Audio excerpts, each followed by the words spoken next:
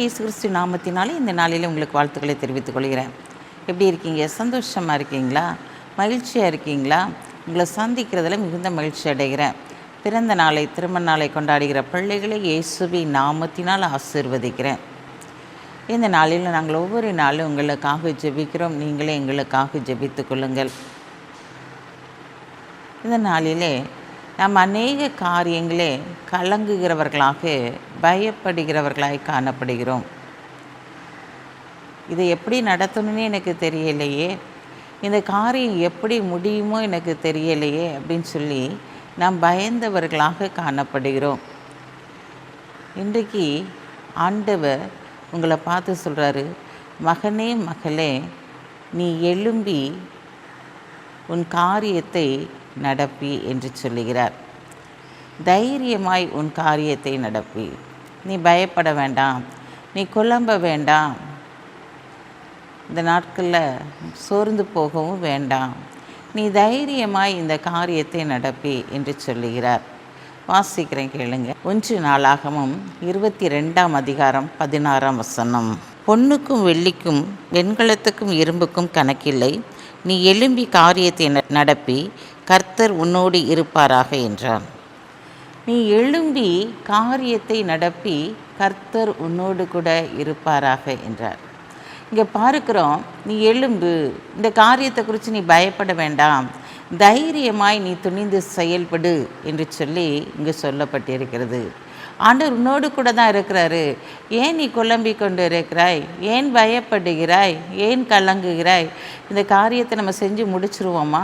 நம்மளால் முடியுமா? இந்த வீட்டை கட்டி முடித்து விடுவோமா? இல்லை பிள்ளையுடைய திருமண காரியத்தை நடத்தி முடித்து விடுவோமா? இந்த காரியத்தில் எப்படி பிரவேசிக்கிறதுன்னு எனக்கு தெரியலையே அப்படின்னு சொல்லி நினைக்கிறாயா? ஆண்டவர் இன்றைக்கு சொல்கிறார், நீ எழும்பி பிரவேசி, நீ எழும்பு, உன் காரியத்தை நடப்பி, நான் உன்னோடு கூட இருந்து நான் உன்னை ஆசீர்வதிப்பேன் என்று சொல்கிறார். பிரியமான சகோதரனே, சகோதரியே, உன்னுடைய வாழ்க்கையில் எத்தனையோ பிரச்சனைகள், போராட்டங்கள், வேதனைகள் வழியாக நீ கடந்து வந்திருக்கலாம். எல்லா காரியத்திலும் தோற்று போனது போல தோன்றலாம். ஆனால் ஆண்டவர் இன்றைக்கு சொல்கிறாரு, நீ எழும்பி தைரியமாக உன் காரியத்தை நடப்பி. மகளே மகனே, நீ தைரியமாய் செய், நான் உன்னோடு கூட இருந்து உன்னை ஆசீர்வதிப்பேன். நீ தொழில் தொடங்க போறியா? இன்றைக்கு தொடங்கு. ஆண்டவர் அதை ஆசீர்வதிக்க போகிறார். உன்னுடைய பிஸ்னஸில் எக்ஸ்ட்ரா ஒரு வேலை வந்திருக்கு, அந்த ப்ராஜெக்ட் எடுத்து செய்யலாமா செய்ய வேண்டாமா என்று சொல்லி யோசிக்கிறாயா? தைரியமாக எடுத்து நடத்து. இந்த வேலைக்கு போனால் ஆண்டவர் என்னை உயர்த்துவாரா? தாராளமாய் உள்ள பிரவேசி. நீ அந்த காரியத்தை நடக்கும்படியாக நீ செயல்படு. ஆண்டவர் இன்றைக்கு உன்னோடு கூட இருந்து உன்னை மாத்திரமல்ல, நீ எந்த இடத்தில் வேலை செய்கிறாயோ அந்த இடமும் ஆசீர்வதிக்கப்பட்டதாய் காணப்படும். அப்படிப்பட்ட ஆசீர்வாதத்தினால் ஆண்டவர் இன்றைக்கு உங்களை நடத்த போகிறார். நீங்கள் பயப்படாமலும் கலங்காமலும் எந்த காரியத்தை குறித்தும் நீங்கள் குழம்பாமலும் இந்த காரியத்தை செய்யும்படியாக, நடப்பிக்கும்படியாக தைரியமாய் காலெடுத்து வைங்க.